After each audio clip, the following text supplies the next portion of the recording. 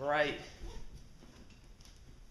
Alright. Hey guys, what's up? This is Jacob from Sensophy. I trust that you just finished reading the epiphanies that I've had during the 10 weeks of Optimal Living 101. I want to share with you just a quick take of me speaking on what I found useful and just some of the big things that stood out.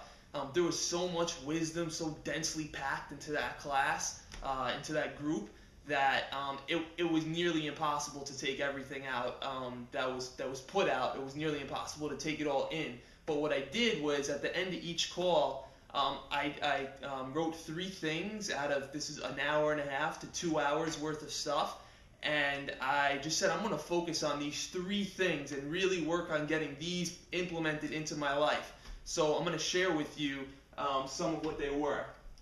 So the first one is win by failing. Basically, if you want to win, you're going to have to do things that you don't want to do. And when I mean win, I'm talking about having a successful a life of growth. You're going to have to face your fears, and it's going to be uncomfortable. And when we kind of realize that, a sense of comfort becomes around that, because we know it's part of the process and everybody goes through it.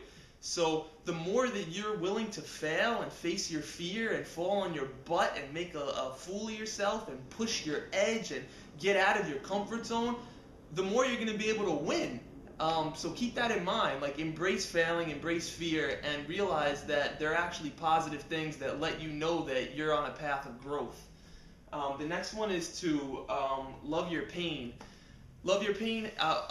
When I say that, I'm referring to like anxiety, stress, this I can't handle it type of feeling. When you get that, realize that's there for a reason, and the reason is to let you know that you're off course. You're doing something in your life. Your life is not in the place that it should be, or that it could be, if you're going to live optimally. So that anxiety comes up because we have, unpaid bills, or because our minds are in the future too far and we're not living in this present moment.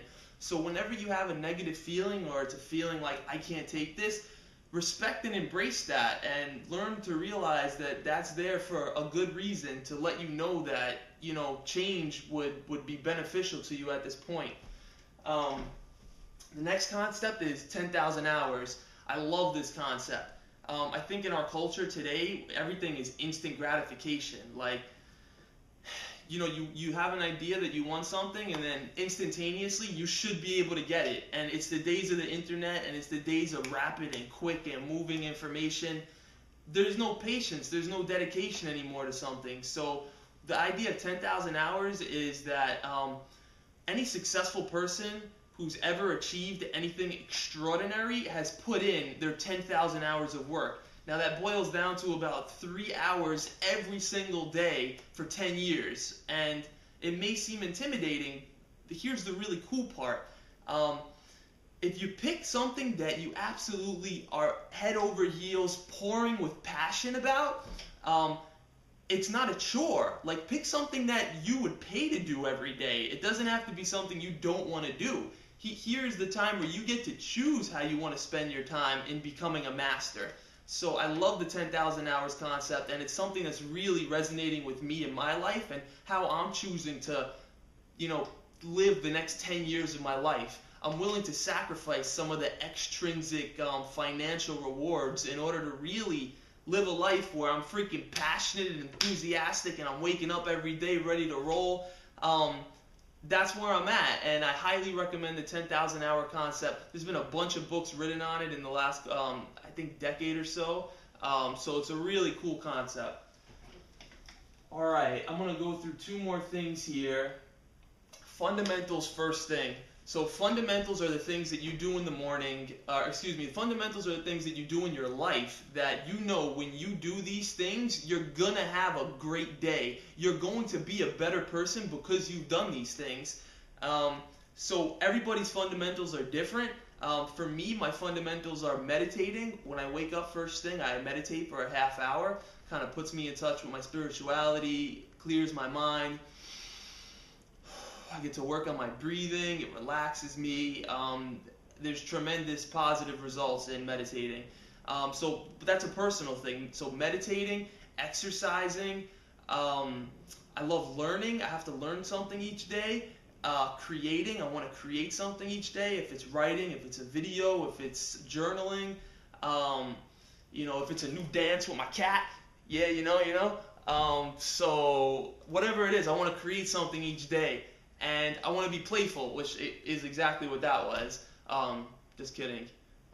So those are the things, and I highly recommend doing them first thing. Like if they're your top priority, which they really ought to be. For me at least, is I do these things first thing every day because they're the most important things to me in my life.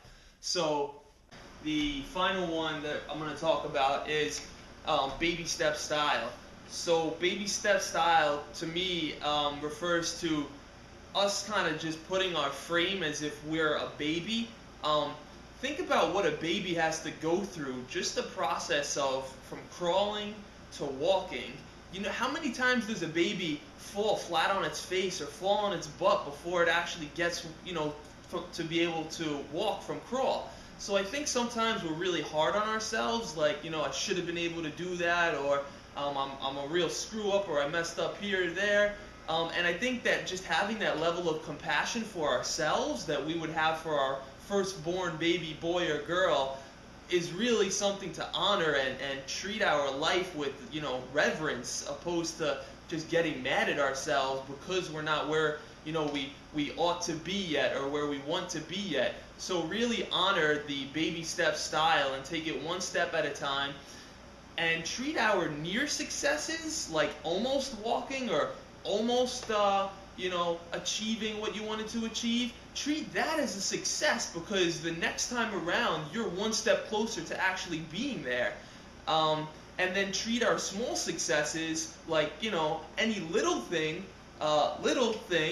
treat that as a big success because there's value in honoring that. So that's a quick wrap up. There's another 5 things that I wrote about in this first installment of the Everyday Epiphanies of Optimal Living 101. They go bitch or breeze, be your goals, only one touch, small decisions quickly, and consistency over intensity. So that's it. I'm really hoping that you guys are digging this. The Optimal Living 101 class was like nothing that I've ever taken before. It was basically a class on how to live an awesome freaking life. How often does that class come around?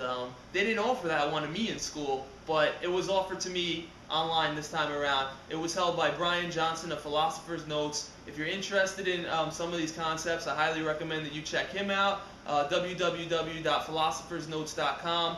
And if you're viewing this on another site besides Sensiphy, definitely check out Sensiphy, www.sensophy.com.